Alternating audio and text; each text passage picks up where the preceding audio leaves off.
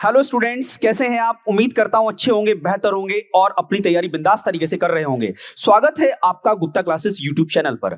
आज की क्लास का मुख्य उद्देश्य, हमने जो एक सीरीज स्टार्ट की थी जो सभी परीक्षाओं में बहुत महत्वपूर्ण रोल प्ले करने वाली थी, चाहे वो सीजीएल हो, सीएचएसएल हो, दिल्ली पुलिस हो और अब तो यूपी पुलिस के बारे में भी सुगबुगाहट स्टार्ट हो चुकी है, और चाहे वो सुपरटेट हो, एनडीए, सीडीएस, एफकेट, वो सीरीज हमारी लगातार जारी है। और उसी सीरीज का एक नेक्स्ट अंक हम लेके आए हैं। नेक्स्ट सीरीज में आज सीरीज नंबर 6 है कॉन्स्टिट्यूशन की, भारतीय संविधान की सीरीज नंबर 6 है। हम एमसीक्यू क्वेश्चन ले रहे हैं और एमसीक्यू का ये कारवा लगातार चल रहा है, और उसमें हमने मैथ, रीजनिंग, देखो मैथ की सीरीज अलग चल रही है, रीजनिंग की क्लास अलग चल रही है आपकी, और सारे जितना भी कंटेंट आपके एग्जाम के लिए जरूरत होता है वो सारा एमसीक्यू बेस में आपको सब कुछ मिल रहा है। थ्योरी तो आप पढ़े हैं और आप यहां पर पढ़ते ही हैं, इसी के साथ साथ आप लोगों को वो सेक्शन मजबूत हमारा करना उद्देश्य है कि जो परीक्षा में किस तरीके से सवाल आते हैं और किस माइंडसेट से आपको क्वेश्चन का जवाब देना होता है।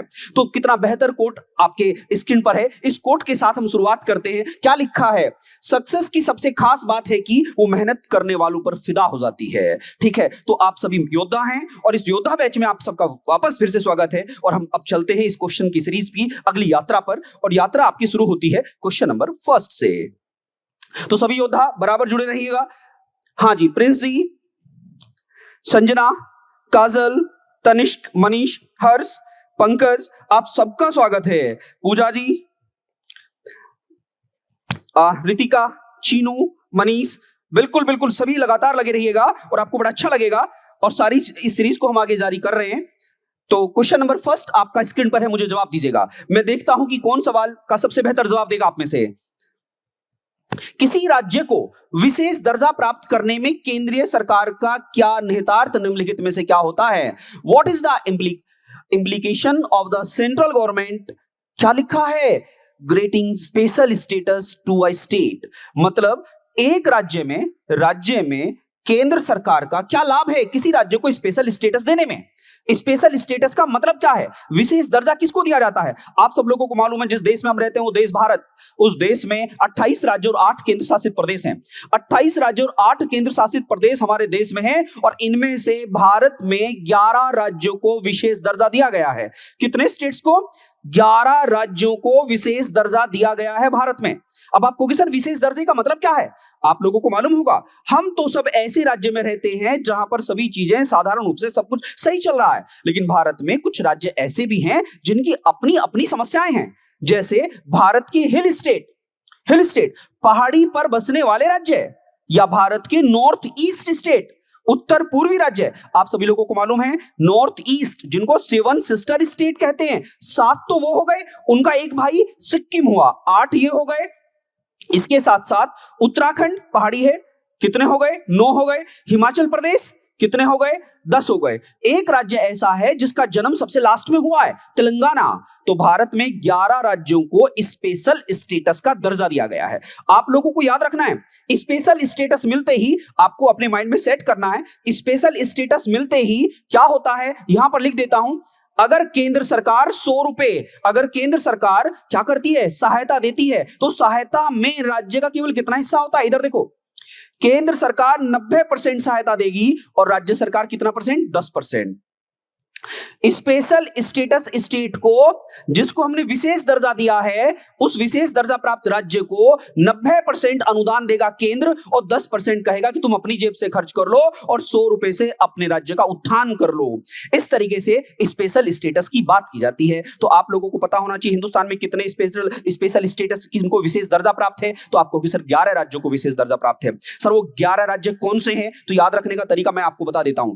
क्या 7 तो 7 सिस्टर स्टेट प्लस एक उनका भाई सिक्किम, और इसके बाद कौन? उत्तराखंड और हिमाचल प्रदेश और तेलंगाना, ये राज्य है स्पेशल स्टेटस। पहले जम्मू कश्मीर को भी स्पेशल स्टेटस दिया गया था, परंतु जब से 370 वहां से हटाया गया है, तब से उसका स्पेशल स्टेटस का दर्जा समाप्त हो गया है। तो अब इस सवाल का जवाब आपके सामने है, मुझे बताइएगा क्या होता है? स्पेशल स्टेटस मिलते ही पहली कंडीशन फुलफिल हो जाती है। सेकंड कंडीशन देखिएगा, second, the extent of the loan as a percentage of total assistance, ये भी बिल्कुल सही है। तो जवाब क्या आएगा? जवाब आएगा ए एंड बी दोनों, ए एंड बी दोनों। Well done, well done. Good evening, good evening. आप सबका स्वागत है गुप्ता क्लासेस यूट्यूब चैनल पर। इस सवाल का जवाब आपको मिल जाना चाहिए। मैं सभी के मैसेज भी पढ़ रहा हूं। Very good, very good, keep it up. इस सीरीज को हम लगातार जारी रखे हुए हैं। तो आप लोगों ने सुना कि भारत में 11 राज्यों को स्पेशल स्टेटस का दर्जा प्राप्त है। कितने राज्यों को? 11 राज्यों को स्पेशल स्टेटस प्राप्त है, विशेष दर्जा। उनमें से 7 तो 7 सिस्टर, एक उनका बड़ा भाई सिक्किम, और इसके बाद हिंदुस्तान में उत्तराखंड और हिमाचल प्रदेश, वीर भूमि देवभूमि, उन दोनों का नाम है। और एक तेलंगाना जो भारत का सबसे लास्ट में राज्य बना है 2 जून 2014 को, इनको स्पेशल स्टेटस दिया गया है। इससे पहले जम्मू कश्मीर को भी स्टेटस दिया गया था ये। अब सवाल है कि सर इसके अलावा अगर जो स्पेशल स्टेटस जिसको नहीं मिला हुआ उसके साथ क्या होता है? गुड इवनिंग सभी को, गुड इवनिंग।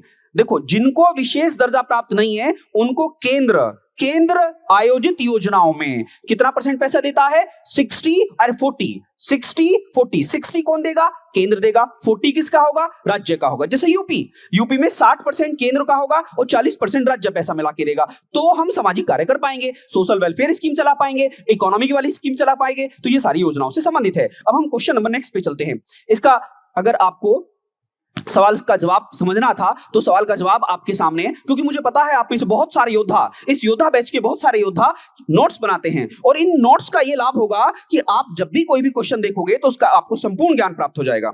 बताइएगा, ये वो सारे के सारे स्टेट हैं, 11 स्टेट जिनको स्पेशल दर्जा प्राप्त है, स्पेशल दर्जा प्राप्त है। अच्छा, स्पेशल दर्जा प्राप्त होने के लिए कौन से अनुच्छेद में बात होती है? तो योद्धाओं बताओ, आर्टिकल मुझे बताओ। स्पेशल स्टेटस भारत के संविधान में कौन से आर्टिकल में लिखा है? Well done, well done. मैं आपके मैसेज पढ़ रहा हूं, बहुत सारे स्टूडेंट बिल्कुल तन्मयता के साथ इस वीडियो को देख रहे हैं। भारत में मुझे बताइए कौन सा आर्टिकल ऐसा है जो स्पेशल स्टेटस देने की बात करता है? बहुत बढ़िया जवाब दे रहे हैं आप, वेल डन। तो आपको मैं बताता चलूं, यहां पर आर्टिकल नंबर कौन सा होता है? 371। क्या होता है? 371 में बात है ये। गुड, प्रयास आप सबने अच्छा किया है। अब सवाल है कि सर एक बार मैप में भी दिखा दो। लो जी, मैप भी आपके सामने आ गया। मैप के अंदर आप सभी को पता है ये तो 7 बहन राज्य हैं, 7 सिस्टर। एक इनका भाई है सिक्किम, और पहले जम्मू कश्मीर को भी मिलता था, लेकिन अब खत्म हो गया। ध्यान देना, अब केवल किसको मिलता है? हिमाचल प्रदेश और उत्तराखंड को मिला है। तो 8 तो ये हो गए सारे, यहां पर 9, 10, और एक क्या हुआ? एक हमारा हुआ तेलंगाना। एक क्या हुआ? तेलंगाना हुआ। इस तरीके से भारत में 11 राज्यों को स्पेशल स्टेटस का दर्जा प्राप्त है। Very good, very good, well done. Next question की तरफ को मूव करते हैं। आपने कहा ठीक है सर, ये तो बात हमें समझ में आ गई।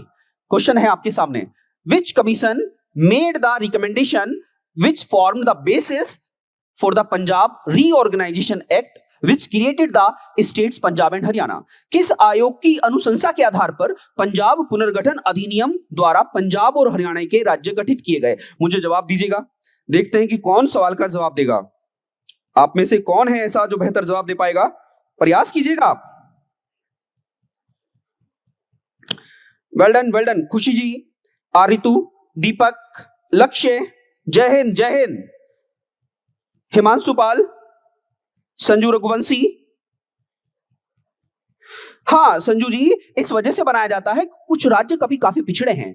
आप जानते हैं, जैसे आप खुद देखो, हिमाचल प्रदेश है, वहां हिल एरिया है, लैंडस्लाइड होती रहती हैं, तो लैंडस्लाइड होने के कारण उनका काफी नुकसान होता है। तो कहते हैं कि भाई हमारे पास तो आमदनी का जरिया ज्यादा नहीं है, तो आप हमें सबसे ज्यादा अनुदान ही दे दो। अनुदान, इस वजह से कुछ राज्यों को स्पेशल स्टेटस दे दिया जाता है। ठीक है, बोलो। Which commission made the recommendation which formed the basis for the Punjab Reorganization Act which created the state Punjab and Haryana? वो पूछ रहा है पहले पंजाब। देखो, पंजाब जो था, हमारे पंजाब से ही पाकिस्तान का भी पंजाब बना है, पाकिस्तान में भी पंजाब है। पहले पंजाब की राजधानी क्या हुआ करती थी? लाहौर हुआ करती थी। बट बंटवारा जब हुआ तो लाहौर कहां चला गया? पाकिस्तान में चला गया। फिर हमने आगे बढ़कर क्या देखा कि जो हिंदी भाषी लोग थे उन्हें हरियाणवी कहा, पंजाब से उसे हटा के हरियाणा बना दिया गया। अब सवाल है, कौन था वो आयोग जिसने ऐसा कहा था कि पंजाब को अलग कर दो और हरियाणा को अलग कर दो? पंजाब को अलग, हरियाणा को अलग। पंजाब में होंगे पंजाबी बोलने वाले और हरियाणा में बोलने वाले होंगे हिंदी। तो इस आयोग वाला, ये आयोग कौन सा था? तो आपको जवाब देना होगा, ये दास कमीशन था। क्या था? दास कमीशन था। क्या था? दास कमीशन था। Well done, well done. सभी ने भी जवाब दिया है, बहुत बढ़िया। आप कहोगे कि सर इसके बारे में थोड़ा बताओ। State reorganisation commission and Das commission made the recommendation which form the basis for the Punjab reorganisation act which created the state of Punjab and Haryana. Punjab से ही तोड़ के दो राज्यों का निर्माण हुआ, पंजाब और हरियाणा। कमीशन का नाम क्या था? दास कमीशन। अब बहुत सारे कमीशन है, एस के धर कमीशन है, जेवीपी कमीशन है, अलग अलग कमीशन है। किसी ने कहा भाषा के आधार पर राज्यों का निर्माण करो, किसी ने कहा नहीं नहीं प्रशासन के आधार पर राज्यों का निर्माण करो। परंतु आप लोगों को याद रखना होगा, भाषा के आधार पर हिंदुस्तान में, भाषा के आधार पर हिंदुस्तान में आंध्र प्रदेश राज्य का जन्म हुआ था और भाषा के आधार पर ही हिंदुस्तान का अंतिम राज्य तेलंगाना बना है। ये बातें आप लोगों को बड़े खूबी तरीके से समझना होगा। अब हम चलते हैं नेक्स्ट सवाल पर। नेक्स्ट सवाल आपकी स्क्रीन पर है, वो क्या कहता है? सवाल पढ़िएगा और जवाब देने का प्रयास कीजिएगा। बहुत अच्छे सवाल हैं। अच्छे सवाल का मतलब इसमें मैंने टफ सवाल लिए हैं, सारे टफ सवाल लिए हैं जो एग्जाम में आ रहे थे। हलवा सवाल देखने से नहीं, ऐसे सवाल देखने से आपको मालूम होगा कि परीक्षा में ऐसे सवाल पूछते हैं। देखिएगा, how are legislative excesses of parliament and assemblies checked? संसद और विधानसभाओं की विधायी ज्यादतियों की जांच कैसे की जाती है? वो सीधी सीधी सी बात है, सवाल क्या पूछ रहा है। 90% लोगों को ये समझ में नहीं आता है कि सवाल पूछता क्या है। जवाब बाद में देना, पहले सवाल तो समझ लो पूछता क्या है। वो कह रहा है हिंदुस्तान में संसद होती है देश की, और संसद को देश की पंचायत कहते हैं। देश की पंचायत के द्वारा इस देश के लिए जो कानून बनाया है, अगर वो कुछ कानून बनाए और राज्य, हमारा उत्तर प्रदेश राज्य की कानून बनाने की व्यवस्था किसके हाथ में होती है? विधानमंडल के हाथ में होती है। अगर देश के लिए कानून देश की पंचायत कौन बना रही? पार्लियामेंट। और हमारे प्रदेश के लिए कानून कौन बना रही? विधानमंडल। अगर कोई ऐसा कानून बना दे जो संविधान में लिखी हुई विधियों के अगेंस्ट हो जाए, तो कौन है जो इन पर कंट्रोल लगाएगा? सवाल ये पूछा है योद्धाओं, इस सवाल का जवाब देने का प्रयास कीजिएगा। Well done, well done. ना ना ना, डी नहीं आएगा, डी नहीं आएगा। इसमें ऑप्शन नंबर क्या आएगा? वेल डन, सभी बी कह रहे हैं। बहुत बढ़िया जवाब दिया है। क्या आएगा? बी। नहीं नहीं, बी गलत जवाब है, बी सभी का गलत है। प्रयास कीजिएगा। आप सबने पढ़ा है, आप सभी योद्धाओं, आप कैसे भूल गए? आप सबने देखा था। क्या देखा था? कि सर हम देख रहे थे। क्या देख रहे थे? क्वेश्चन नंबर 3 का जवाब। प्रयास करो जल्दी जल्दी। How are legislative excess of parliament and assembly checked? संसद और विधानसभाओं की विधायी ज्यादतियों की जांच कैसे की जाती है? बोलो बोलो जल्दी। इसका जवाब क्या आएगा? Judicial review. किसके द्वारा? Judicial review. अगर संसद कोई ऐसा कानून बना दे, अगर संसद कोई ऐसा कानून बना दे कि वो संविधान में लिखित बातों के विरुद्ध हो जाए, तो उस पर सुप्रीम कोर्ट क्या लेके आता है? न्यायिक पुनरावलोकन, समीक्षा करता है। समीक्षा इसके अंतर्गत आती है, तो आप समझ सकते हैं। तो क्या जवाब आएगा? इसका सी जवाब आएगा। इसका एक्सप्लेनेशन देखिएगा, एक्सप्लेनेशन आपके सामने है। क्या आएगा? जुडिशियल रिव्यू, न्यायिक पुनरावलोकन। और न्यायिक पुनरावलोकन की कहानी हमने किस कंट्री से ली है? न्यायिक पुनरावलोकन की कहानी हमने अमेरिका से ली है। और यह अमेरिका का न्यायिक पुनरावलोकन का सिद्धांत क्या कहता है? यह कहता है कि अगर देश में संसद के द्वारा कोई ऐसा कानून बना दिया जाए जो संविधान के विरुद्ध है, तो उसे उस क्षेत्र तक काट देना जहां तक वह विरुद्ध है। आप लोगों को ये मालूम होना चाहिए। हे योद्धाओं, ये बात आपको समझ में आ गई? अच्छा मुझे एक बात बताओ, हमारे मौलिक अधिकार, हमारे मौलिक अधिकारों का रक्षक तो आप जानते हो कौन है? सुप्रीम कोर्ट, हाई कोर्ट है, जानते हो ना? लेकिन मुझे एक बात ये बताइए, जुडिशियल रिव्यू का आर्टिकल नंबर कौन सा होता है? प्रयास करो, मैं आपका कमेंट पढ़ रहा हूं, आप मुझे बताइए जुडिशियल रिव्यू, न्यायिक पुनरावलोकन का आर्टिकल नंबर कौन सा है? Very good, very good. आप सभी लगातार बन रहे हैं। काजल जी, विशाल यूएसए से, बिल्कुल बिल्कुल। प्रिंस जी, विनीत, आरितु, विनीत, विशाल, मयंक, आप सभी पार्टिसिपेट कर रहे हैं। श्रद्धा सिंह, बहुत बढ़िया जवाब दे रहे हैं आप। देखो कुछ तो स्टूडेंट ऐसे हैं जो पार्टिसिपेट नहीं कर रहे हैं, प्लीज एक्टिव होइएगा, तभी तो लाभ मिलेगा। USA, what is judicial review? Vineet ji, judicial review का मतलब मैंने क्या बताया? संसद के द्वारा बनाया गया कानून अगर भारत के संविधान के विरुद्ध हो जाए, तो भारत के सुप्रीम कोर्ट को यह अधिकार है कि उस संविधान, भारत के सुप्रीम कोर्ट को यह अधिकार है कि संसद के द्वारा बनाए गए कानून को वहां तक निरस्त कर दो जहां तक वो संविधान के विरुद्ध है। इसको जुडिशियल रिव्यू कहते हैं। प्लीज इस बात को कई बार सुन लेना, आपको क्लियर हो जाएगा। संजू रघुवंशी जी ने मुझे जवाब दिया आर्टिकल नंबर 226 या 227 है ना? जुडिशियल रिव्यू का आर्टिकल नंबर, हे योद्धाओं, आर्टिकल नंबर 13 है। आर्टिकल नंबर 13 है। मैंने वेट किया आपके जवाब का। अब चलते हैं आगे, अब चलते हैं आगे। क्वेश्चन है, which of the following states is not included in capital region planning council? अब समझिएगा कितना अच्छा सवाल है, और मुझे पता है कि आप में से सारे योद्धा इस सवाल का जवाब देने में सक्षम हैं। बताइए। मेघा रानी ने बिल्कुल सही जवाब दिया है। भरत जी ने भी, बहुत सारे योद्धाओं ने बेहतर जवाब दिया है। वो कह रहा है निम्नोक्त राज्यों में से कौन सी राजधानी क्षेत्र योजना परिषद में शामिल है? Which of the following state is not included in the capital region planning council?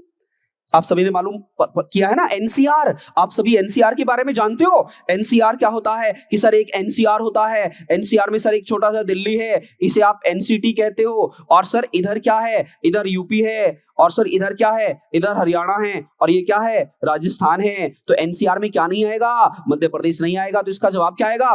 Fourth आएगा। आप सभी को मालूम है ना एनसीआर में नंबर ऑफ डिस्ट्रिक्ट कितने हैं? हे योद्धाओं, एनसीआर में टोटल नंबर ऑफ डिस्ट्रिक्ट कितने? 35 हैं। इन 35 में से खुद दिल्ली के, एनसीटी दिल्ली के कितने हैं? 11। और यूपी के कितने हैं? 8 हैं। और आप सभी को पता है ना हरियाणा के कितने हैं? 14 हैं। और राजस्थान के कितने हैं? 2 हैं। ठीक, तो इनमें से मध्य प्रदेश नहीं आएगा।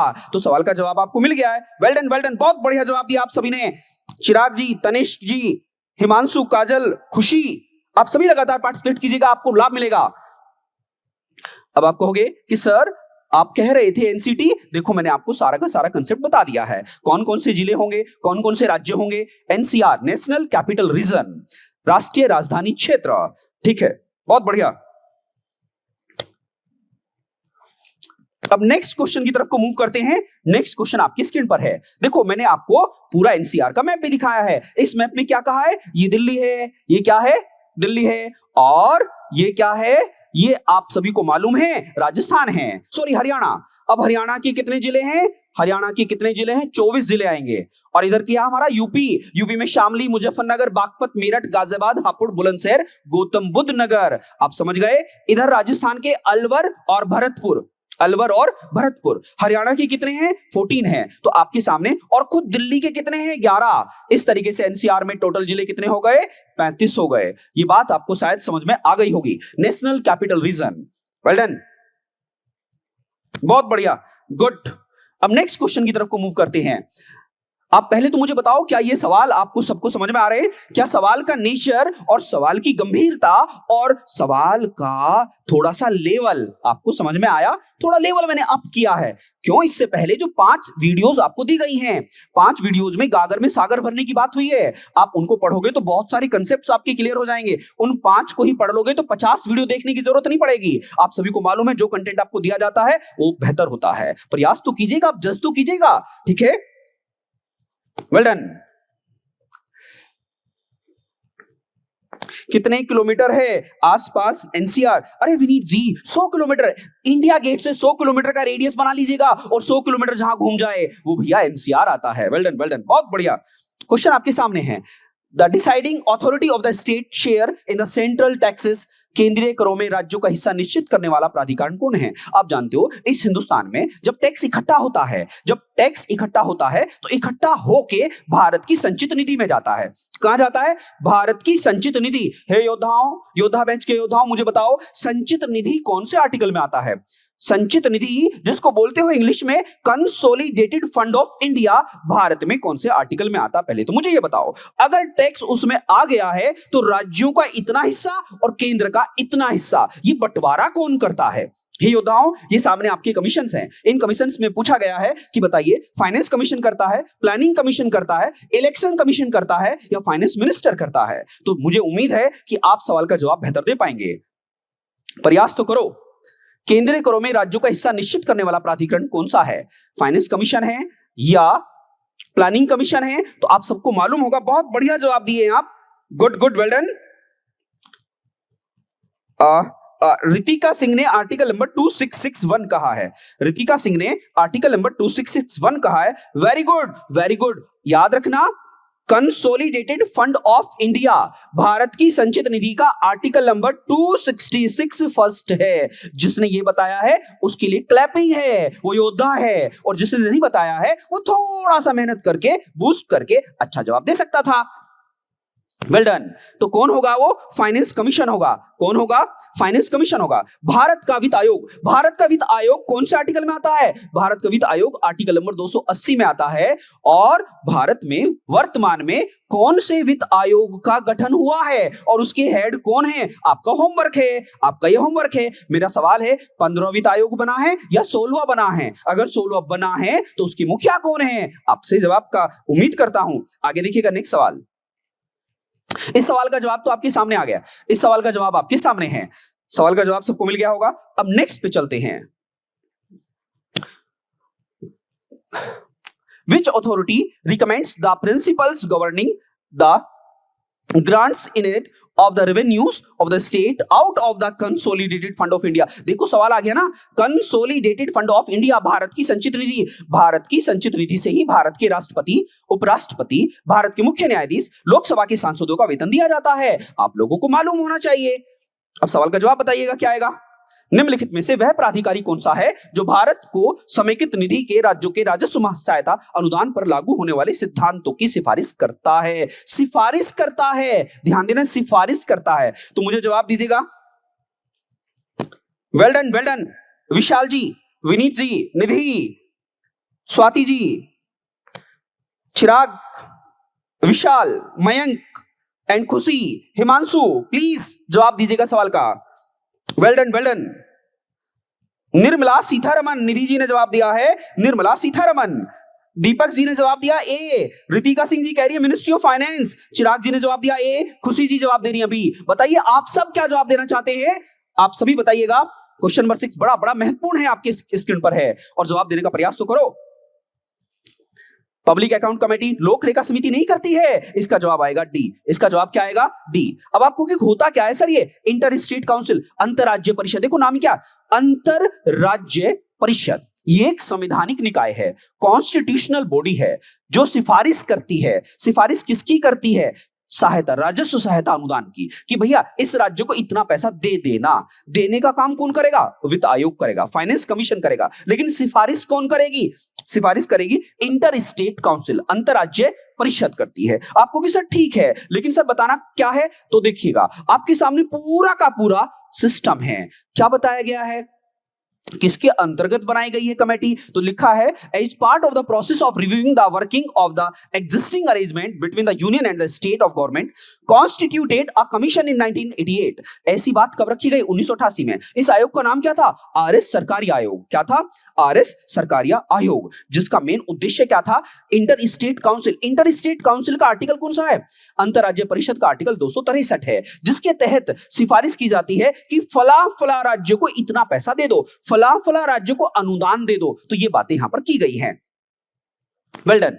नेक्स्ट देखिए, ये बैठक हो रही है इंटर स्टेट काउंसिलिंग में, जिसमें भारत के प्रधानमंत्री होते हैं, भारत के सभी राज्यों के मुख्यमंत्रियों को बुलाया जाता है और इस बैठक में डिसाइड करता है कि कौन राज्य भारत में गरीब है, कौन थोड़ा अमीर है। अगर थोड़ा गरीब है तो उसको थोड़ी ज्यादा मदद देना है, अमीर है तो उसको थोड़ी कटौती कर दो। ऐसी सारी बातें, क्योंकि परिवार में सभी एक जैसे नहीं होते हैं। परिवार में कोई बड़ा होता है, कोई छोटा होता है, कोई कमजोर होता है, कोई गरीब होता है, कोई वंचित होता है, बट सबको सहायता देना तो बनता है, क्योंकि मेरा देश क्या है? राज्यों का संघ है और हमें सभी राज्यों के बराबर ध्यान देते चलना है, क्योंकि समानता का अधिकार है।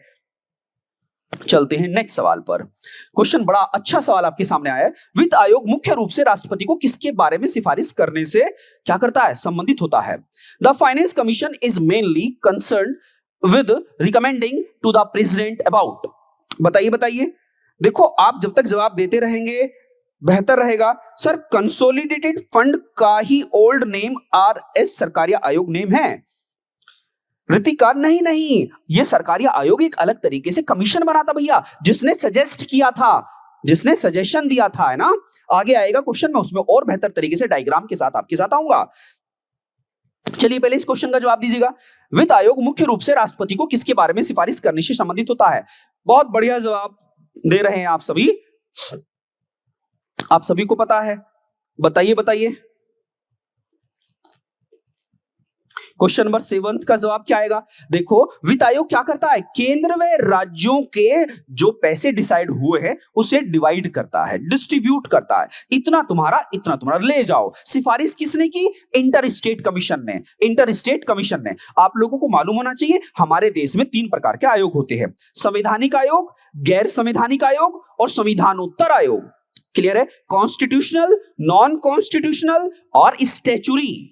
संविधानिक किसको बोलते हैं? जिसका संविधान में आर्टिकल होता है वो संवैधानिक आयोग होता है। और जो संवैधानिक आयोग नहीं है, जैसे नीति आयोग, नीति आयोग संवैधानिक आयोग नहीं है। और तीसरा कौन सा होता है? जो भारत की संसद ने बनाया है, परंतु उसका आर्टिकल नहीं है, परंतु उसकी पावर सेम ऐसी ही है जैसे संविधान में लिखी हुई बातों का है। तो भारत में कितने प्रकार के आयोग होते हैं? 3 प्रकार के। जिनका संविधान में आर्टिकल होता है उनको क्या कहते हैं? संवैधानिक आयोग, कॉन्स्टिट्यूशनल कमीशन कहते हैं। जिनका नहीं होता है क्या बोलते हैं? Non constitutional commission. और जो संसद के द्वारा बनाए जाते हैं स्टैच्यूरी बॉडी कहते हैं। क्लियर हुआ कैंडिडेट? Well done. तो अब इस सवाल का जवाब क्या आएगा? ए जवाब आएगा। सभी ने ए जवाब दिया है, सभी ने ए जवाब दिया है। प्रिंसिपल, राज्यों को दिए जाने वाले सहायता अनुदान के विनियामक सिद्धांत। Principle governing the grants in aid to be given states. नहीं, ये केवल केंद्र और राज्यों के बीच में करों को क्या करेगा? डिस्ट्रीब्यूट करेगा। ओके स्टूडेंट्स, अब नेक्स्ट क्वेश्चन पे चलते हैं। इसका जवाब आपके सामने है, आप देखिएगा। फाइनेंस कमीशन, पढ़ो, बड़ा अच्छा जवाब है। Finance commission is constituted by the president under article number 280। वित्त आयोग का अनुच्छेद कौन सा आता है? 280 आता है। वित्त आयोग को प्रत्येक 5 वर्ष में गठन कौन करता है? भारत का राष्ट्रपति। Constitution mainly to give its recommendation on the distribution of tax। देखो क्या लिखा है? distribution of tax and revenue। किसके बीच में? Union and state, union and states. Clear हुआ? केंद्र व राज्यों के बीच में कर का बंटवारा कौन करता है? वित्त आयोग। Well done. नेक्स्ट क्वेश्चन की तरफ को मूव करते हैं। संविधान के किस उपबंध ने केंद्र सरकार को सेवा कर लगाने की और उसकी व्याप्ति बढ़ाने का अधिकार दिया है? सेवा कर, समझ गए? कितना बढ़िया सवाल दिया। List 1, list 2। अच्छा, अब एक बात ध्यान दीजिएगा, क्वेश्चन जिस नेचर से पूछा गया है उस समय सर्विस टैक्स हुआ करता था, बट अब तो सर्विस टैक्स को ही खत्म कर दिया है। अब तो जीएसटी बना दिया है। क्या बना दिया है? जीएसटी बना दिया है। तो इस क्वेश्चन का जवाब थोड़ा सा अब बदल जाएगा, थोड़ा सा बदल जाएगा। कैसे बदलेगा? ध्यान देना। इस क्वेश्चन का जो जवाब यहां पर 4 लिखे हैं, अब इसमें थोड़ा अमेंडमेंट होके हमें थोड़ा चेंज करना होगा। पहले सवाल पढ़ो। संविधान के किस उपबंध ने केंद्र सरकार को सेवा कर का मतलब समझ गए? Service tax. And to expand its span.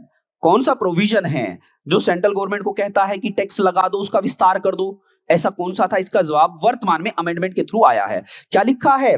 कॉन्स्टिट्यूएंटली new article क्या है? याद रखना, 268A। 268A में ये प्रावधान है वर्तमान में। अब ये 268 अब यहां पर नहीं है, तो आप यहां पर सी जवाब बनाएंगे 268A, क्योंकि ये संशोधन हुआ है, हाईलाइटेड है, सवाल नया है, इस वजह से मुझे आपको जवाब देना पड़ा। सवाल नया है, इस जवाब को पढ़ लीजिएगा। आर्टिकल नंबर 268A में जाएगा। अनुच्छेद नंबर 268A के अंतर्गत ये सारी बातें की गई हैं। सेकंड लास्ट सवाल की तरफ को मूव करते हैं।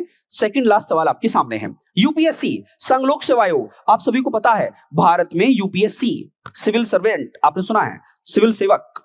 तो इसमें बताया गया है संघ लोक सेवा आयोग, UPSC, union public service commission. आप सभी को पता है NDA, CDS, assistant commandant, IAS, आप में से बहुत सारे योद्धा इन परीक्षाओं की तैयारी कर रहे हैं। तो मुझे बताइएगा, संघ लोक सेवा आयोग की मूल संस्था लोक सेवा आयोग कब स्थापित की गई थी? पहले इसका नाम क्या था? Public service commission. क्या नाम था? पब्लिक सर्विस कमीशन, पहले ये नाम था। अब इसके बाद इसमें नाम क्या हुआ? यूपीएससी हुआ, यूनियन पब्लिक सर्विस कमीशन। तो वो कह रहा है कि पब्लिक सर्विस कमीशन का जन्म कब हुआ था? वेल डन, बहुत बढ़िया जवाब दे रहे हैं आप सभी। रितिका सिंह, श्रीपाल, साक्षी, काजल, बताइए इसका जवाब क्या आएगा? पहले इसका नाम क्या था? पीएससी था। क्या नाम था? पीएससी था। और वर्तमान में क्या नाम है? संघ लोक सेवा आयोग, संघ लोक सेवा आयोग। तो अब सवाल है कि इसका जन्म कब हुआ? तो कब जन्म हुआ? 1 अक्टूबर 1926, 1 अक्टूबर 1926। संघ लोक सेवा आयोग एक संवैधानिक आयोग है। संघ लोक सेवा आयोग एक संवैधानिक आयोग है जो भारत के संविधान में कौन से पार्ट में आता है, मतलब कौन से भाग में आता है और कौन सा आर्टिकल है? मुझे बताओ जल्दी।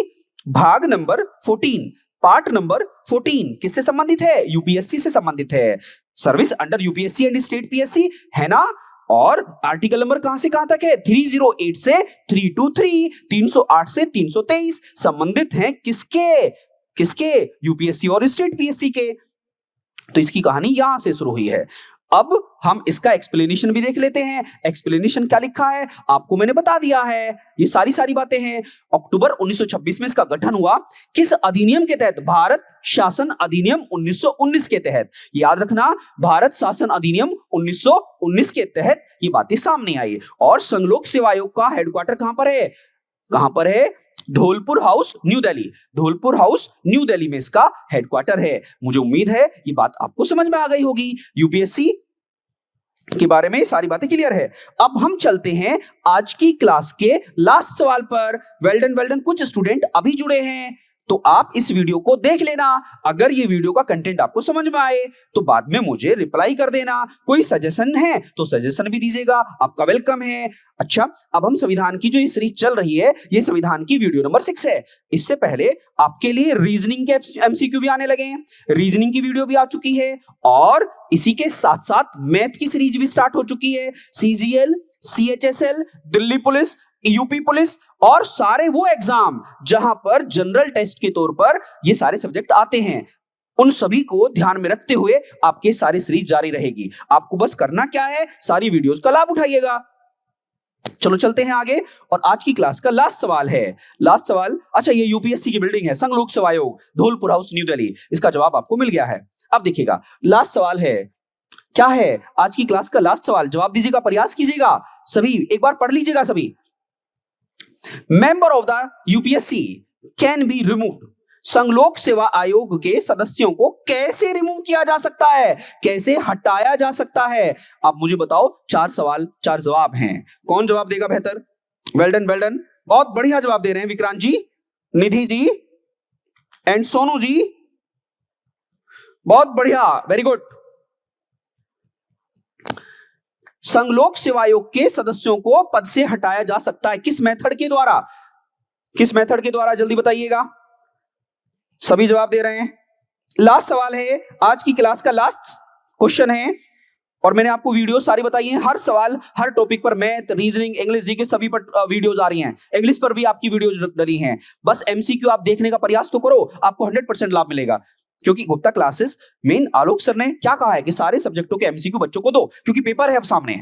थ्योरी तो पढ़ते ही हैं, बट एमसीक्यू को नजरिया चेंज करना होता है। सवाल जब थ्योरी पढ़ने के बाद एमसीक्यू पर आते हो तो बहुत सारे सवाल ऐसे हैं कि होने के बावजूद गलत हो जाते हैं। उन्हीं में तो हमें यहां देखना है कि कहां गलत कर रहे हैं आप। बताइए, संघ लोक सेवा आयोग के सदस्यों को पद से कैसे हटाया जा सकता है? याद रखना, पद से हटाने के लिए राष्ट्रपति मेन मुखिया है उनको पद से हटाने के लिए। कैसे? बट कैसे क्या होगा? President on the unanimous recommendation from the union council of minister, ना इसके द्वारा नहीं। President on the basis of an inquiry and report by the supreme court. तो क्या जवाब आएगा? सी जवाब आएगा। क्या जवाब आएगा? सी जवाब आएगा। ओके स्टूडेंट्स, तो ये सवाल आपको सी मिल गया है। सभी ने सी जवाब दिया है। आज लेट हो गए सर, कोई बात नहीं दर्श, वेल डन। 7:30 7 o'clock आपके पास मैसेज आता रहेगा और ये क्लास मेरी लास्ट में चलती रहेगी। इससे पहले सारी क्लास आपके पास हैं, उन सभी क्लासों का लाभ उठाइएगा। ओके, अगर ये वीडियो आपको पसंद आई है तो मुझे बताइएगा और लाइक करके जाइएगा, तो उससे मेरा मनोबल बढ़ जाएगा। ओके स्टूडेंट्स, इसका जवाब आपको क्लियर हुआ। संघ लोक सेवा आयोग के सदस्यों को हटाने के लिए राष्ट्रपति एक इंक्वायरी बैठाएगा और उस इंक्वायरी में सुप्रीम कोर्ट के कुछ पैनल में जज बैठेंगे और वो जज इंक्वायरी करेंगे और वो बताएंगे कि सर वाकई में जो ये यूपीएससी के सदस्य हैं उन्होंने घोटाला किया है, सर करप्शन किया है, संविधान के विरुद्ध कुछ कार्य किया है, सर अब तुम हटा दो, हम तुम्हें रिपोर्ट देते हैं। तो राष्ट्रपति फिर उनसे कहता है कि भाई अब आपकी रिपोर्ट आ गई है और तुम्हारे विरुद्ध आई है, आज से आपकी छुट्टी। तो ये तरीका होता है। तो जवाब क्या आएगा? सी जवाब आएगा। इसका एक्सप्लेनेशन आपके सामने है। हिंदुस्तान के राष्ट्रपति के हाथ में होता है। द्रौपदी मुर्मू जी हिंदुस्तान के राष्ट्रपति हैं, इनके हाथ में ये पावर है, तो ये ऐसा कर सकती हैं। ओके स्टूडेंट्स, तो आज की क्लास को मैं यहीं पर अब विराम देता हूं और पहले मुझे बताइएगा क्या क्लास आपको समझ में आई? बताइए काजल जी, पंकज, आप सभी योद्धा बैच के योद्धाओं, मुझे बताओ क्या ये सब कुछ आपको क्लियर हुआ? अगर है क्लियर तो यस बोलिए, नहीं तो नो बोलिए। अगर कोई सजेशन देना है तो वेलकम है आपके सजेशन का।